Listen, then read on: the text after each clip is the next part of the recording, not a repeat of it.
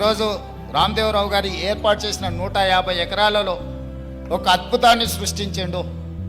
ఈ అద్భుతం వారికి ఒక్కరికి ఆదాయం తెచ్చిపెట్టేది కాదు, రాష్ట్రానికి కూడా ఆదాయం తెచ్చిపెడుతుంది, రాష్ట్రానికి కూడా గుర్తింపు గౌరవం తెచ్చిపెడుతుంది. ఇది ఇంకా అభివృద్ధి పదం వైపు నడవాలి. ఈరోజు ఇక్కడ జరిగిన అభివృద్ధి ఇక్కడ మన కళ్ళకు కనిపిస్తున్నది 30%. నేను అనుకోవడం ఇంకొక సంవత్సరంన్నర తర్వాత ఇది ఒక అద్భుతమైన పర్యాటక క్షేత్రంగా మారుతుంది అనడంలో ఎలాంటి సందేహం లేదు. ఖచ్చితంగా ఇది ఆ దిశగా రాణిస్తుంది.